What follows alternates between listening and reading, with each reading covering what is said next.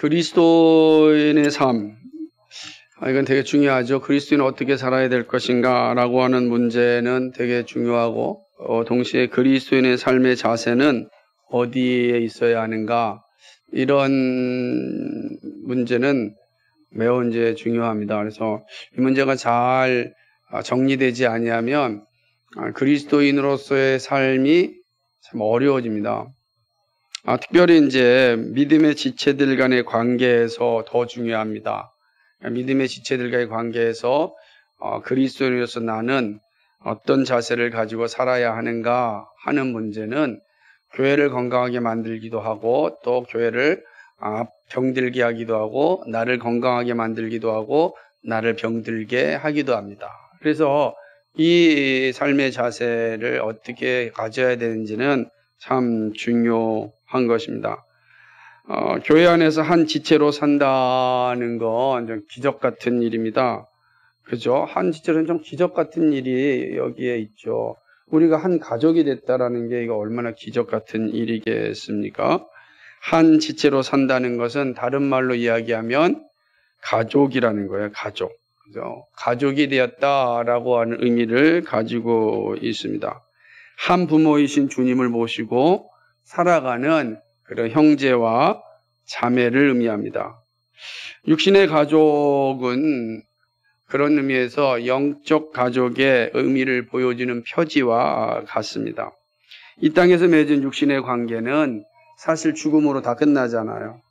그죠? 영원히 가지고 싶어도 가질 수가 없습니다. 육신의 관계라는 게 그렇습니다.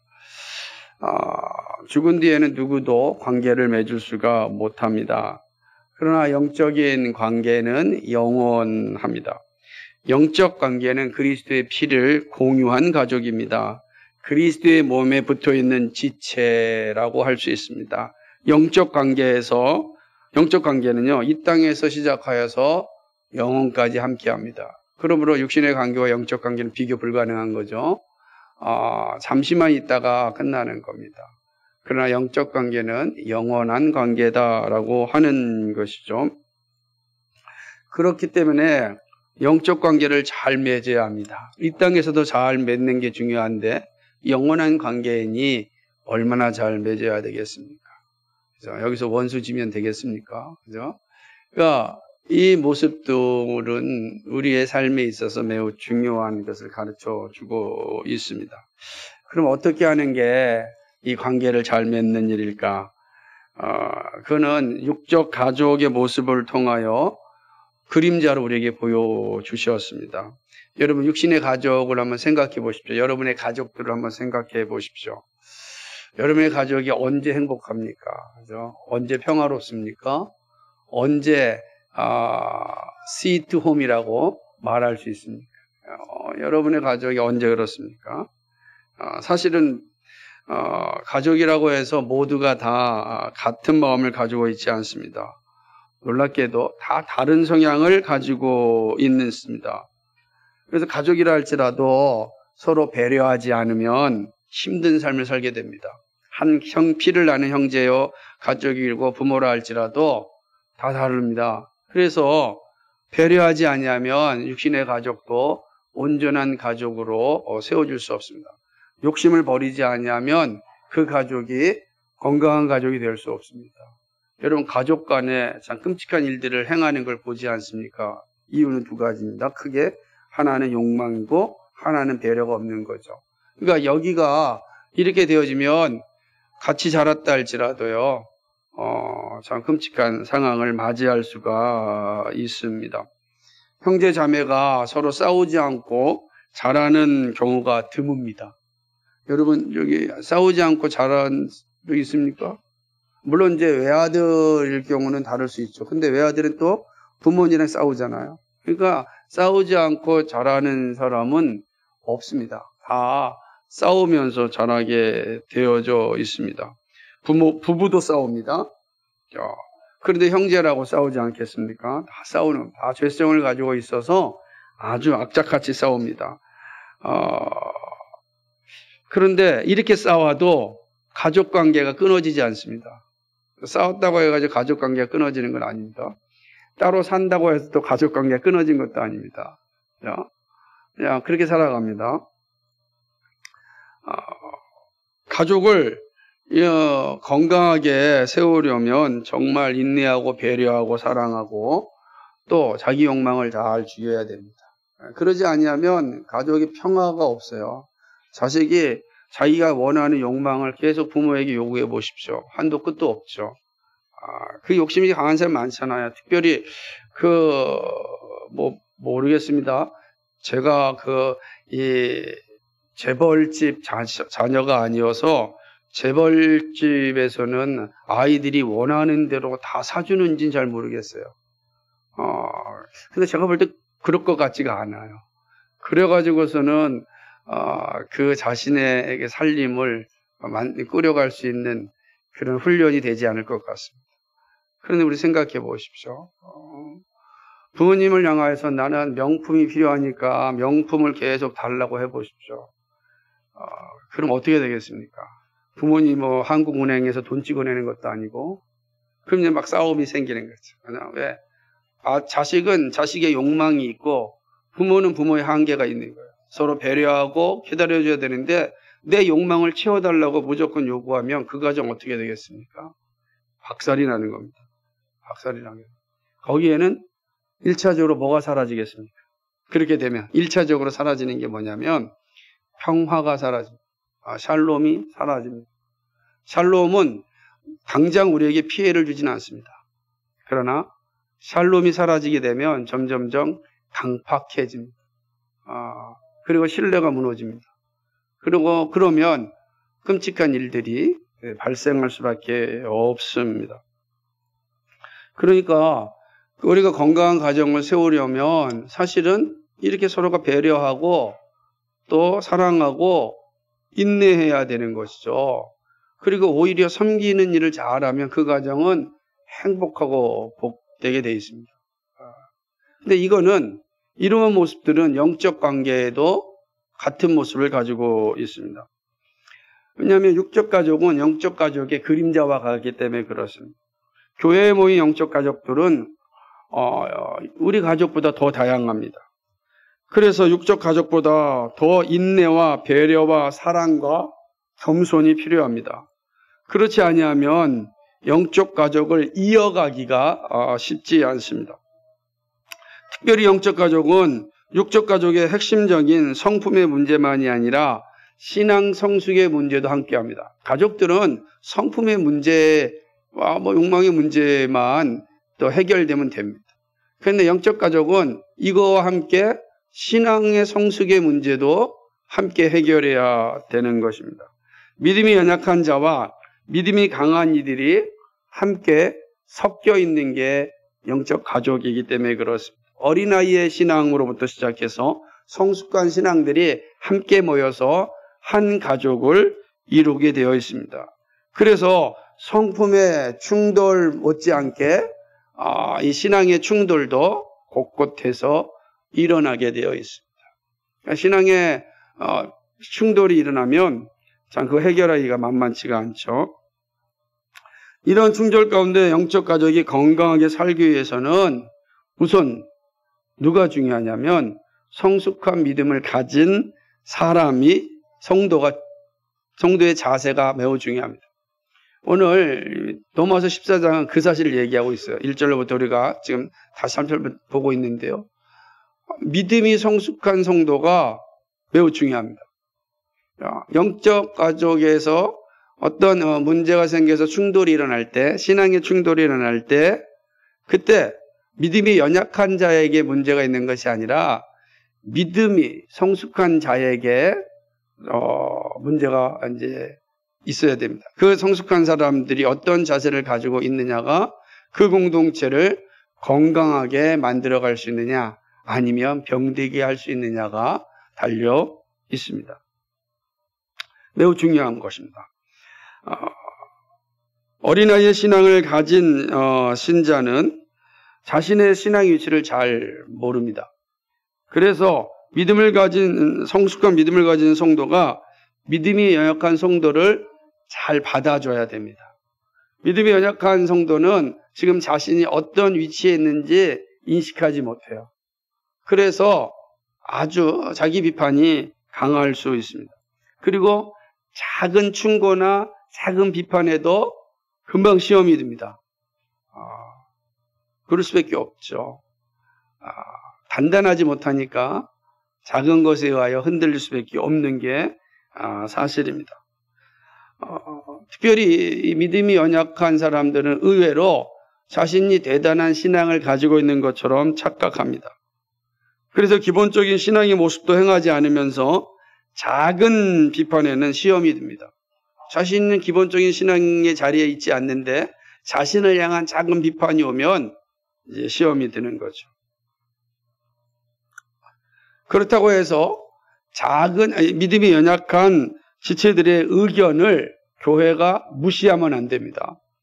또 성숙한 믿음을 가진 지체들이 무시하거나 혹은 배제하면 안 됩니다.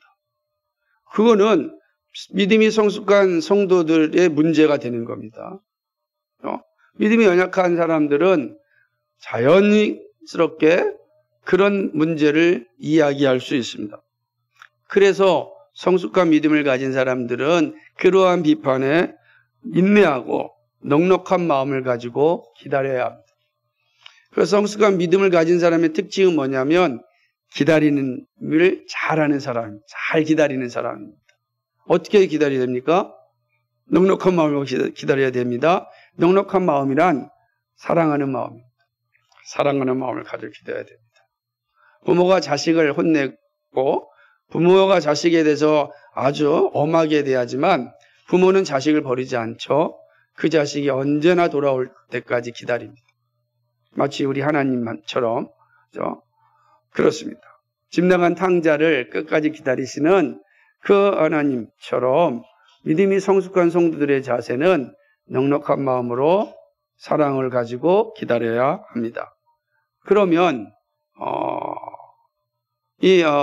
건강한 가족을 만들어갈 수가 있습니다. 우리는요, 교회 회원이 되거나 혹 세례 교인이 될 때 기본적인 서약을 합니다. 그 서약은 다른 게 아닙니다. 말씀과 예배와 헌상과 교회의 치리에 순종한다는 서약입니다. 모두가 다 세례를 받았다면 반드시 이 서약을 했습니다. 교회 회원이 되면 어느 교회나 막론하고 이 고백을 합니다. 왜냐하면 그건 기본적인 거기 때문에, 우리의 기본이기 때문에 그렇게 합니다. 그런데 믿음이 연약해지거나 침체가 오게 되면 자신이 한 서약을 잊어버립니다. 자신이 한 서약에 충실하지 않고 비판적인 생각을 자주 합니다. 내가 꼭 이래야 되나? 라는 생각이 막 들게 되는 것이죠. 그렇게 되면 자신의 문제는 보이지 않고 자꾸만 다른 사람의 문제만 커 보이게 되는 것이죠. 자신은 성도의 의무를 지키지 않으면서 교회의 책임만 강조합니다. 그러니까 이런 모습들이 일어나는 거죠. 이것은 하나님을 속이는 일이 됩니다. 이러한 예가 바로 초대교회에서 일어났습니다. 아나니아와 삽비라라고 하는 초대교회 성도가 사도들 앞에 행한 행위가 이러한 범죄였습니다. 아나니아와 삽비라에 대해서 사도 베드로는 매우 책망을 하게 되죠. 왜 그러냐면 아나니아와 삽비라는 자기의 소유를 팔아서 사도들에게 바칩니다. 초대교회는 막 놀라운 은혜가 임하고 성령의 충만한 역사가 일어나자 가난하고 힘든 성도들을 위해서 나의 것을 나눠줘서 함께 교제하는 가난한 자가 없게 만드는 일들이 공동체로부터 막 일어났습니다.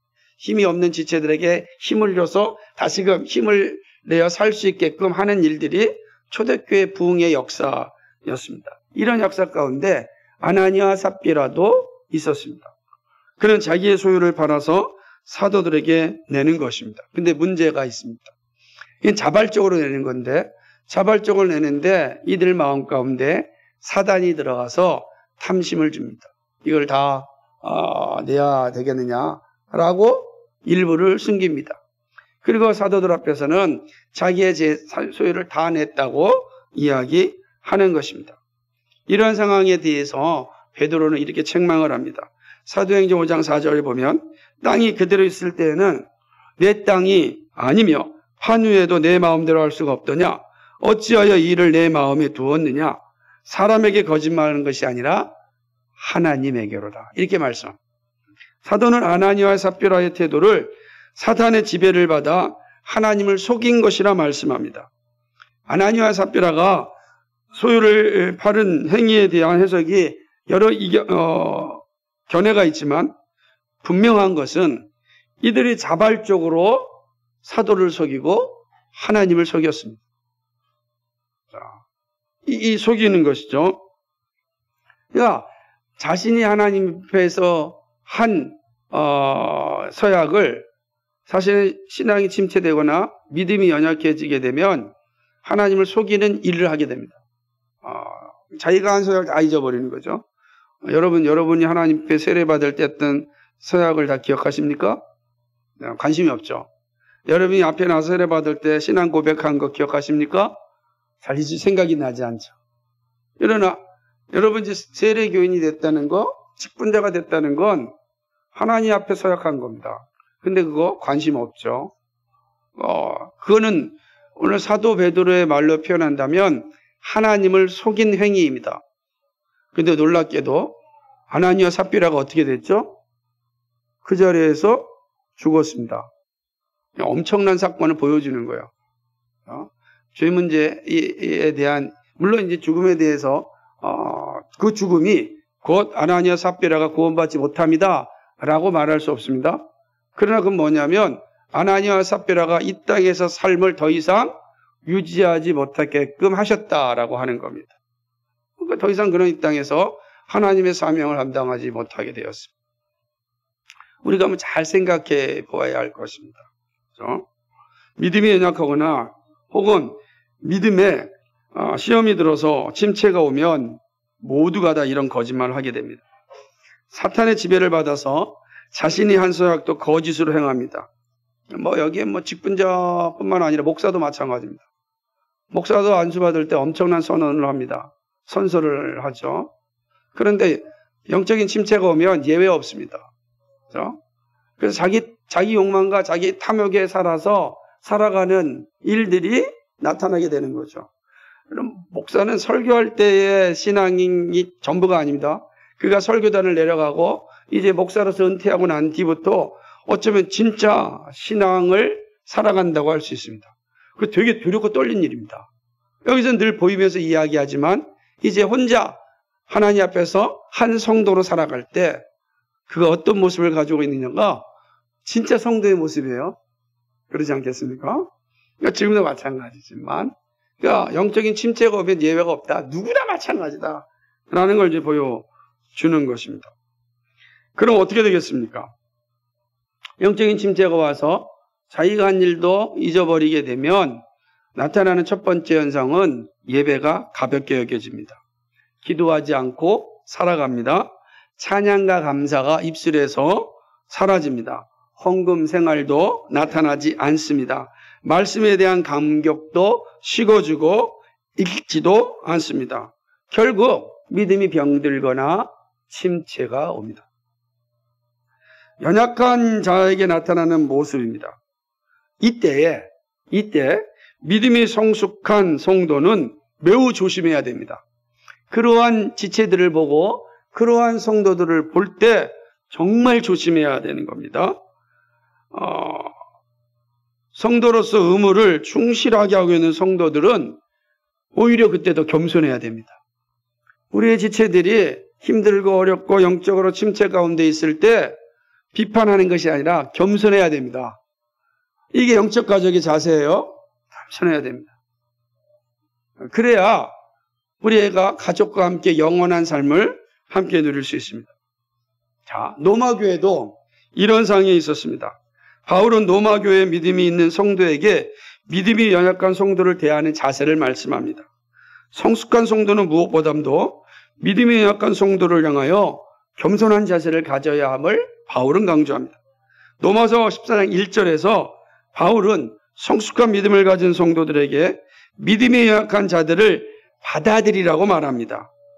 그리고 그들의 의견을 비판하지 말라고 합니다. 다시 말하면 이 비판하지 말라 할 때 비판은 그들의 말을 대하여 생각을 차별하지 말라는 겁니다. 이거 믿음도 없고 자기 일도 안 하면서 이렇게 하지 말라는 겁니다. 그죠? 왜냐하면 그들이 그런 비판을 가지게 된 건 뭐죠? 믿음이 침체됐기 때문에. 그렇게 오는 겁니다. 이런 모습들이 있을 때 성숙한 믿음 있는 사람들은 넉넉한 마음으로 더욱더 겸손하게 그들의 비판을 드려야 됩니다. 왜? 우리가 내가 좀 신앙이 있다고 잘난 체한 것은 아닌가 돌아봐야 됩니다. 그래서 겸손해야 되는 거죠. 겸손해야 되는 거. 예수님 말씀처럼 진짜 자기 눈에 있는 들보는 보지 못하면서 남의 눈에 있는 티끌을 지적하는 일들이 있을 수 있습니다. 그래서 우리는 더욱더 기다려주고 겸손해야 한다라고 하는 것이죠. 그런 후에 바울은 로마 2절에서 14장 2절에서 성숙한 성도들이 처한 다양한 상황과 그들이 가지고 있어야 될 태도를 알려줍니다. 어떤 사람은 모든 것을 먹을 만한 믿음이 있고 믿음이 연약한 자는 채소만 먹느니라 이렇게 말씀합니다. 이때 우선순위로 먹는 자는 먹지 않는 자를 업신여기지 말아야 됩니다. 그리고 먹지 못하는 자는 먹는 자를 비판하지 말아야 됩니다. 이 말은 어떤 거냐면 초대교회에 특별히 고린도 교회에서는 이 문제가 더 분명했는데 대부분의 이제 시장에 나온 고기들이 우상에게 이게 바쳐진 제물들이었습니다. 그러니까 우상에 바쳐진 제물들을 나오니까 이 고기들을 먹는 거에 대해서 사람들이 불안해했습니다. 이 우상에 바쳐진 제물을 먹을 수 있냐?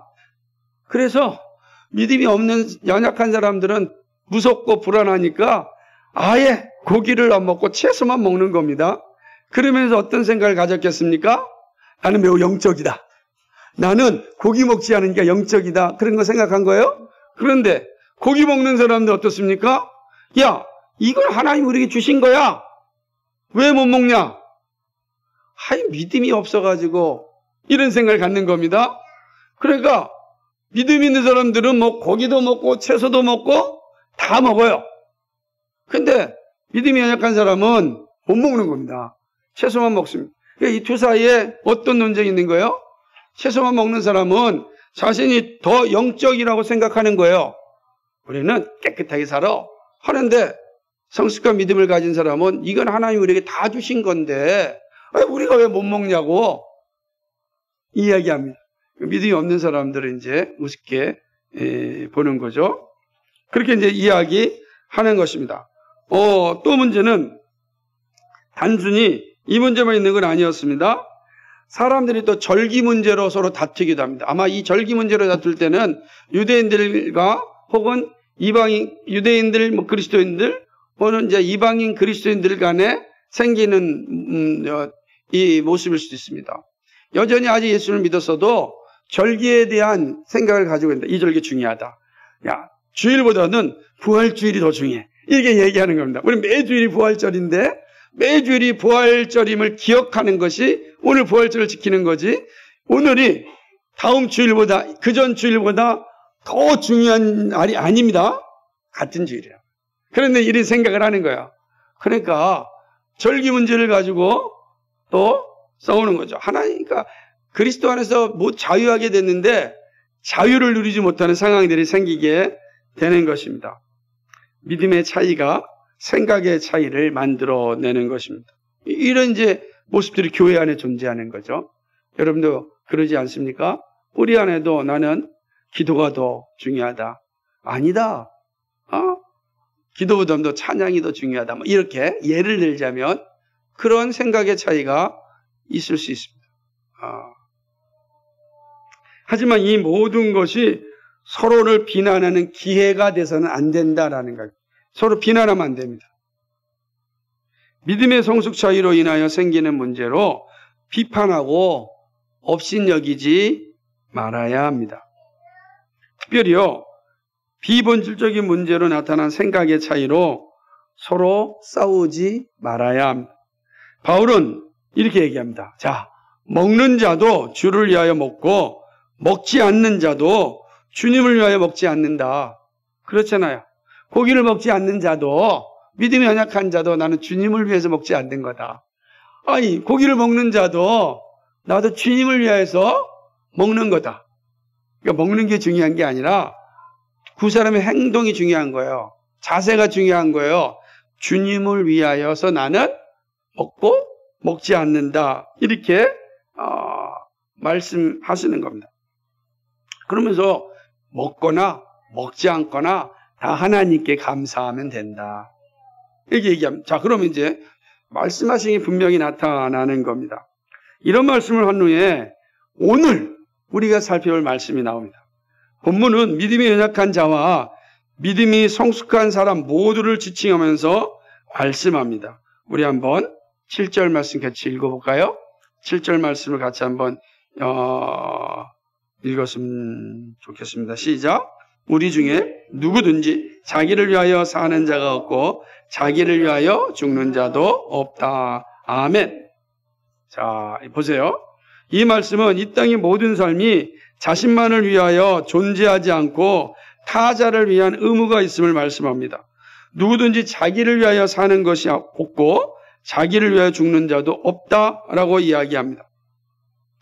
자기가 이 땅에서 혼자 살아가는 것 같지만 실제는 누군가를 위해서 살아갑니다. 남편은 아내를 위해서 살아가는 의무가 있죠. 아내는 또 남편을 위해서 살아가는 의무가 있습니다. 부모는 자식을 위해서 살아가는 의무가 있고 자식은 부모를 위하여 살아가는 의무가 있습니다. 잘 보세요. 그러니까 부모가 자식을 위하여 살고 자식은 부모를 서로를 위해 살아가는 겁니다. 근데 이게 좀 더 확장돼 볼까요?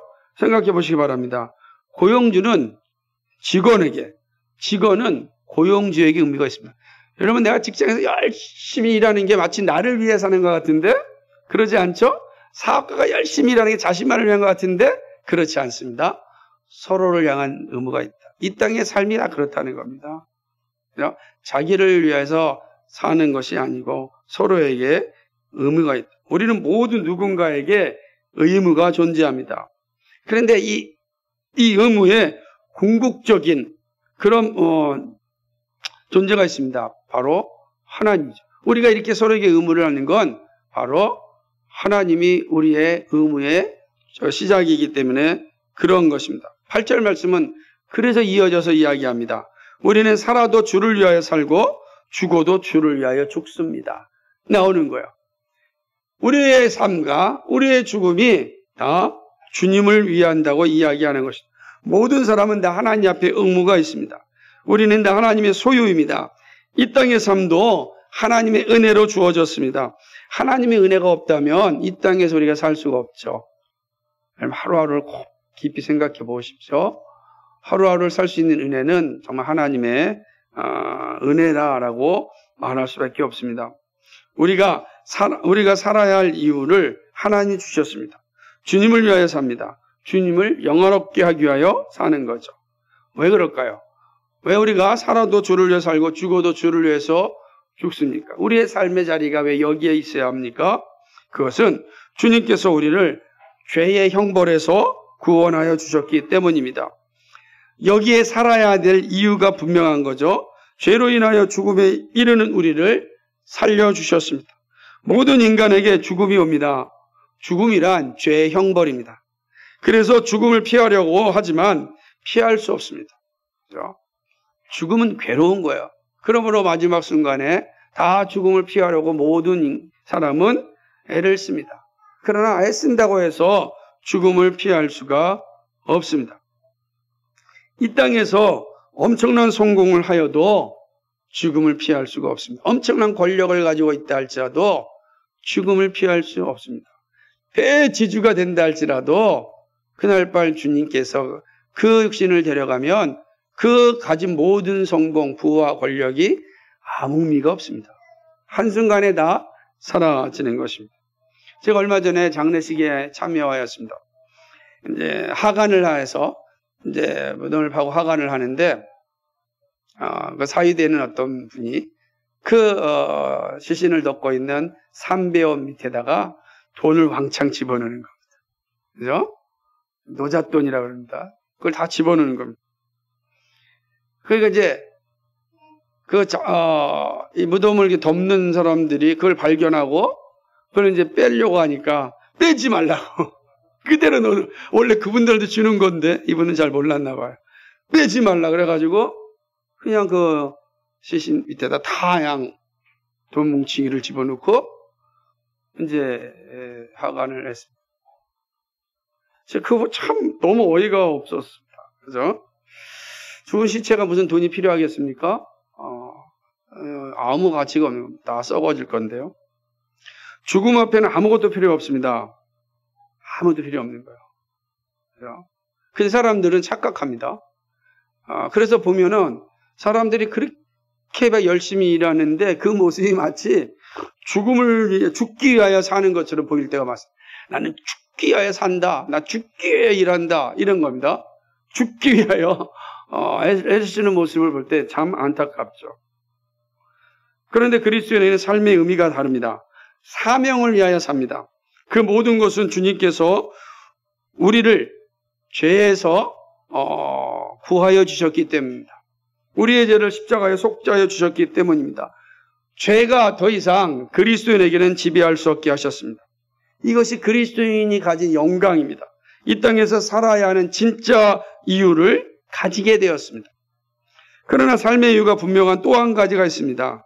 그러나 하나님을 영화롭게 하고 우리의 삶이 의미 있는 것은 죽음이 우리를 지배하지 않기 때문입니다. 죄로부터 자유한 말뿐만 아니라 더 이상 이제는 죄에서 자유케 된 우리에게는 죽음이 지배하지 않습니다. 육신은 잠시 흙으로 가지만 영혼은 주님과 직시로 만나서 살아갑니다. 바울은 사나 죽으나 우리가 주의 것이라고 말합니다. 바로 여기에 이유가 있습니다. 이 땅에서 우리가 살아가는 이유는 이 땅에서 끝나는 것이 아니라 하나님과 영원히 함께하는 삶의 준비이기 때문에 그렇습니다.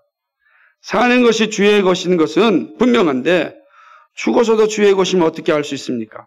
이제 우리 여기서 살 때 예배하고 찬양하고 경배하는 게 주님의 것인 건 안돼. 죽어서도 주의 것이면 어떻게 할 수 있겠습니까? 주님은 이 질문에 답을 주시기 위하여서 부활하셨습니다.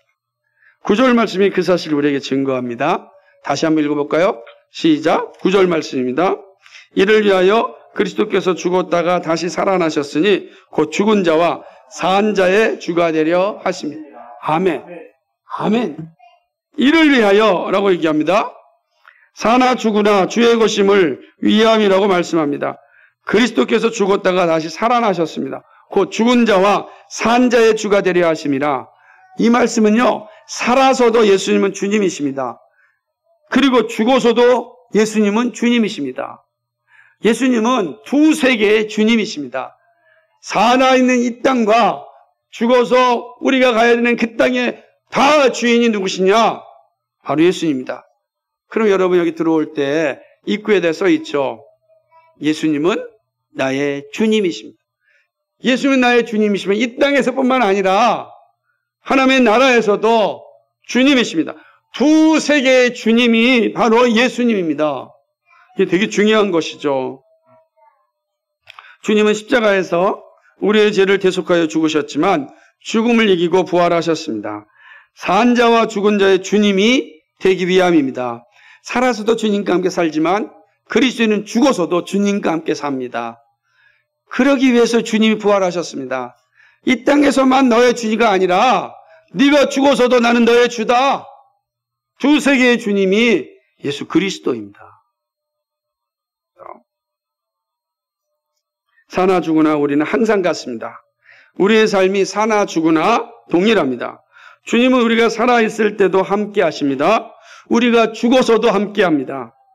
여기에 살아서도 죽어서도 예수님이 우리의 위로가 되는 이유가 있습니다. 이 땅에도 예수님이 우리의 위로가 됩니다. 죽어서도 예수님이 우리의 위로가 됩니다. 주님은 살아서나 죽어서나 다 우리의 주님이세요. 그 사실을 부활하심으로 우리에게 알려주셨습니다. 부활의 역사성은 이미 수없이 많은 학자들에 의하여 증거되었습니다. 예수님이 역사 가운데 부활하셨습니다. 왜 부활하셨습니까? 살아서나 죽어서나 우리의 주가 되기 위해서, 살아서나 죽어서나 우리의 위로가 되기 위해서 우리의 주님은 부활하셨습니다. 그러나 문제는 하나님을 알지 못하는 이들에게는 삶이 비참합니다. 모든 것이 이 땅에서만 필요합니다. 그래서 오직 자신의 이기심을 채우고 욕망을 채우는 일에 온 힘을 다합니다. 왜 그럴까요? 이들은 죽음 이후에 영원한 나라가 없다고 생각합니다. 여기가 전부 다라고 생각하는 거죠. 더군다나 죽음 이후에 영원한 형벌만 존재하기에 삶의 의미가 오직 생명 있을 때만 필요하다라는 생각을 갖습니다. 그러니까 죽음이 없는 거예요. 그죠? 그러니까 지금 내 눈에 보이는 세상에서만 살아가는 겁니다. 여러분 생각해 보세요. 아이가 엄마 뱃속에서 있습니다. 그 아이가 이 태어난 세상을 알 수 있겠습니까? 이 세상 알지 못합니다. 그 아이가 생각합니다. 세상은 나는 알지 못하니까 나는 엄마 뱃속에서 끝까지 있겠다. 그럼 어떻게, 그렇고 태아가 죽는다고 생각해 보십시오. 우리가 얼마나 한심하고 비참하고 서글픕니까? 생명의 나라가 있는데 나는 엄마 뱃속이 너무 좋다니까요. 진짜 좋잖아요. 엄마 뱃속에 있을 때 무슨 걱정이 있어요. 근심이 있어요. 먹는 대로 먹고. 근데 그 태가 나오지 않으면 어떻게 되겠습니까? 이 아름다운 하나님이 주신 창조 세계를 보지 못하는 거 아니겠습니까? 부활이 그런 겁니다. 사나 죽으나 주님이 우리의 주라. 산 세계에서도 주님이 우리의 주인이시고 죽은 뒤에 우리에게 새하늘과 새 땅이 있다고 약속하여 주셨습니다. 어쩌면 우리는 하나님이 창조하신 이 창조 하나님의 태아 어머니 뱃속처럼 여기에서 살고 있는지 모릅니다. 이거 비교할 수 없는 나라가 있어요. 그 요한계시록을 가르쳐준 나라 아닙니까? 그 나라가 우리에게 주어져 있다고요. 그 사실을 예수님이 부활하심으로 우리에게 알려주셨습니다. 첫 열매가 되셨습니다. 그러니까 우리가 얼마나 복된 존재인지 아셔야 되는 겁니다. 근데 이걸 하나님 알지 못하면 어떻게 되겠습니까? 참 얼마나 불쌍한지 모릅니다. 자기의 욕망을 채우는 것 같지만 실제로 모든 육체가 소비되고 있는 모습을 봅니다. 젊음이 영원할 것 같지만 번개같이 지나갑니다. 이들이 살아가는 이유는 오직 자기 만족입니다. 하나님을 떠나가면 자기 욕망이 주인이 됩니다. 그렇게 죽으면 이 땅의 것이 무슨 위로가 되겠습니까? 다 흙으로 돌아갈 건데 수고 애쓴 것이 무슨 위로가 되겠습니까? 부모들이요 살면서 자식을 어린 시절 그렇게 애지중지하고 키워놨어요. 해를 다해서 키워놨다고요. 여러분 그렇게 다 자랐잖아요. 우리도 이렇게 자랐고 지금 여러분도 그렇게 자랐습니다. 근데 자식들이 커가지고서 그 부모의 마음을 알아주지 않습니다. 부모를 향하여 대들고 부모가 뭘 안다고 이야기해 조금 나이가 들어보십시오. 좀 배웠다고 해보십시오. 그럼 부모 아주 우습게 봅니다. 그거 모르는 거 가만히 있으세요? 야, 세상에 어린 시절 생각하면 기가 막히고 코가 막히고 참 그런데 자기가 대단한 것처럼 잘합니다. 저도 그렇죠. 막 자라서 그러는 겁니다. 저도 젊은 시절에 저희 아버지와 신앙 토론하면서 아버지 그거 아닙니다. 막 그냥 하고 참 얼마나 불효자식인지요. 우리 인간이 그렇습니다. 그럼요. 부모는 참고 인내하고 기다립니다. 속이 타도 기다립니다. 근데 그렇게 끝난다면 내가 자식을 키운 보람이 그 애쓰고 수고함이 어디 있습니까? 나중에 우리 늙으면 또 어쩌면 다 요즘은 한국 사회가 다 서구처럼 돼가지고 다 요양원 보내고 찾아오지도 않을 텐데 내가 이러려고 애 키웠나? 그러지 않겠습니까? 그렇게 끝난다고 한다면 얼마나 허망한 인생이겠어요. 그래서 우리나라 노래처럼 이풍진 세상이라는 노래가 나오는 거예요. 예? 근데 그리스도인에게는 그 아픔, 그 슬픔을 다 위로받을 날이 온다. 그것이 바로 부활하신 주님께서 우리에게 주시는 거예요.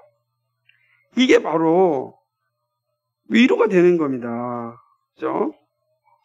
여러분, 자신의 몸과 영혼이 소비되어 사라지고 있음을 깨달을 때 통곡하는 후회가 있습니다. 그러나 우리에게는 통곡이 아니라 위로가 있습니다. 사랑하는 성도 여러분, 오늘 우리는 부활의 영광을 생각하고 있습니다. 주님께서 십자가에서 죽음을 이기시고 부활하셨습니다. 그리고 산자와 죽은 자의 주님이 되셨습니다. 두 세계의 주권자입니다. 이 땅의 주권자이자 우리가 곧 가는 나라의 주권자입니다. 주님은 두 세계의 왕입니다. 우리는 두 세계의 주인을 모시고 사는 자녀입니다. 얼마나 영광스럽습니까? 이 땅에서의 삶이 끝이 아닙니다. 부활하신 주님과 함께하는 삶이 예비되어져 있습니다. 예비되어져 있어요. 부활하신 주님이 우리에게 주신 선물은 참으로 놀랍습니다. 그 선물을 하나씩 한번 생각해 보겠습니다. 첫째, 부활의 주님은 죽음을 정복하시고 영원한 생명을 선물로 주셨습니다. 부활의 주님을 믿는 자에게는 더 이상 죽음이 주인 노릇하지 않습니다. 영원한 생명이 있기 때문입니다. 그리스도에게는 죽음이 없습니다. 이 땅에서 잠시 헤어지지만 반드시 다 만납니다. 그러므로 육신의 가족들을 헤어진 분들 슬퍼하지 마십시오. 이 말씀으로 위로받으시고 힘을 얻으시기 바랍니다. 둘째, 부활의 주님은 우리가 이 땅에서 열심히 살아야 하는 이유를 선물로 주셨습니다. 우리의 삶은 분명합니다. 살아서도 죽어서도 주를 위하여 삽니다. 주님의 뜻을 이 땅 가운데 나타내는 삶을 살아갑니다. 나에게 있는 재능과 은사와 물질과 건강이 사명을 위하여 존재합니다. 잊지 마십시오. 사명. 여러분의 건강, 재능, 은사, 재물을 주신 건 사명을 감당하라는 거예요. 그것이 바로 가장 행복한 일이기 때문입니다. 셋째로, 부활의 주님은 고난을 인내하는 힘을 선물로 주셨습니다. 이 땅에서는 때때로 슬픈 일을 당합니다. 아픈 일도 당합니다. 물론 기쁘고 감사한 일도 많지만 우리의 신앙을 흔들 만한 그런 고난이 옵니다. 그러나 부활하사 산자와 죽은 자의 주님이 우리의 주님이십니다. 여러분, 우리의 고난이 여기서 끝나는 것이 아니죠. 고난으로 끝나지 않고 영광이 있습니다.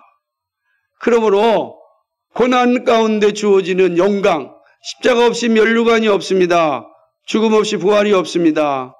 이 사실을 알기 때문에 고난을 이기게 합니다. 부활의 주님이 나의 주님이시기에 절망하지 않고 소망을 갖게 됩니다.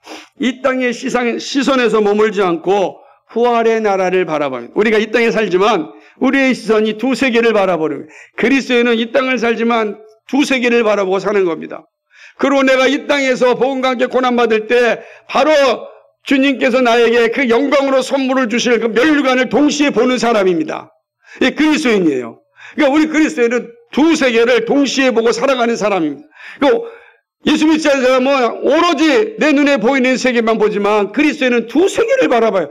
그래서 믿음으로 이겨낼 수 있고 고난이 와도 절망하지 않고 이겨내는 겁니다. 질병이 온다 할지라도 낙망하지 않습니다. 두 세계를 보고 살아가기 때문에 그렇습니다. 그 시작을 부활하신 주님이 우리에게 주셨습니다.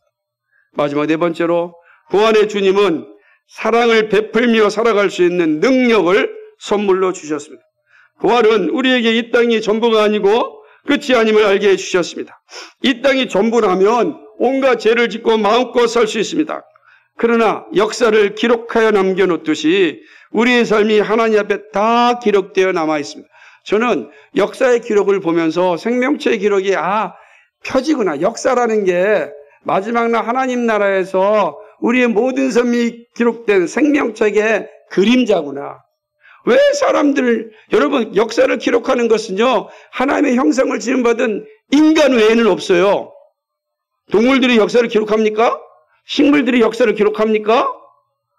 아니에요. 오직 역사를 기록하는 건 사람입니다. 하나님의 형상을 지은 사람. 근데 이 역사는 마지막 하나님 앞에 섰을 때 우리의 역사가 기록된 생명책의 그림자입니다. 우리 다 드러날 겁니다. 우리가 이 땅에서 믿음으로 살았던, 고난받으면서도 참으로 희년을 실천하며 자발적 불변을 살며 사랑을 나누며 그리고 애를 쓰고 주님의 몸대를, 교회를 세웠던 그 모든 기록들이 다 남겨질 겁니다. 그래서 우리가 사랑할 수 있는 힘이 생기는 것이죠. 만약에 부활이 없다고 한다면 역사적 기록도 의미가 없습니다. 부활이 있기에 의미가 있는 것이죠. 부활의 주님은 우리에게 주신 사랑을 전할 때 부활은요 그러니까 주님께서는 우리가 사랑을 전할 때 가장 기뻐하십니다. 하나님 나라에서 춤추시는 주님을 한번 생각해 보십시오. 우리가 부활 신앙을 가지고 살아가고 사랑을 나눌 때 천국은 정말 잔칫날입니다. 부활을 바라볼 때 우리는 탐욕을 이길 수 있고 사랑을 나눌 수 있습니다. 이 땅의 가치가 아니라 영원한 가치가 있기 때문입니다. 말씀을 했습니다. 죽은 자와 산 자의 주님을 찬양합니다. 부활의 신앙은 그 무엇보다도 강력한 힘이 됩니다. 보이는 것에 종이 돼서는 안 됩니다. 우리에게는 보이지 않지만 영원한 것이 지금 이곳에 함께 공존하고 있습니다. 예수님은 부활하셨습니다. 그리고 예수를 믿는 모든 성도는 부활합니다. 이 믿음을 더 굳게 가시기 바랍니다. 여러분의 눈이 두세 개를 바라보며 살 수 있는 믿음 되길 바랍니다. 두세 개를. 그렇죠? 그럼 오늘 나의 삶이 얼마나 의미가 있는지 알게 됩니다. 우리가 믿음으로 행할 때 모든 것은 영원한 하나님 나라에서도 영광이 됩니다. 부활의 주님이 살아서도 우리와 함께 하시듯이 죽어서도 우리와 함께 합니다. 이 땅에서 누리는 신앙의 기쁨이 주님 품에서는 더욱 풍성해집니다. 사랑하는 성도 여러분, 이 부활의 영광이 여러분에게 충만하게 소망합니다. 이 부활의 소망으로, 이 부활의 믿음으로 여러분의 삶을 살아가십시오. 여러분의 삶이 달라집니다. 우리의 삶이 달라질 수밖에 없습니다. 그리스도인의 자부심이 부활 신앙에 있습니다. 이 놀라운 축복이 우리 모두에게 넘치기를 주님의 이름으로 간절히 소망합니다. 아멘. 기도하겠습니다. 거룩하시고 자비하신 하나님 아버지, 참 고맙고 감사를 드립니다. 부활하신 주님이 우리에게 주신 선물을 우리가 나눠보았습니다. 우리는 참으로 놀라운 선물을 받은 사람들입니다. 산 자와 죽은 자의 주인 되시는 예수님을 바라봅니다. 우리의 시선이 이 땅만에 존재하지 않고 하나님 나라가 있습니다. 두 세계를 바라보며 두 시선으로 이 땅에서 살아가는 존재입니다. 이 부활신앙입니다. 이 부활신앙을 가지고 우리 앞에 주어진 삶을 복되게 살아갈 수 있도록 인도하여 주옵소서. 감사하며 예수 그리스도님 받들어 기도하옵나이다. 아멘.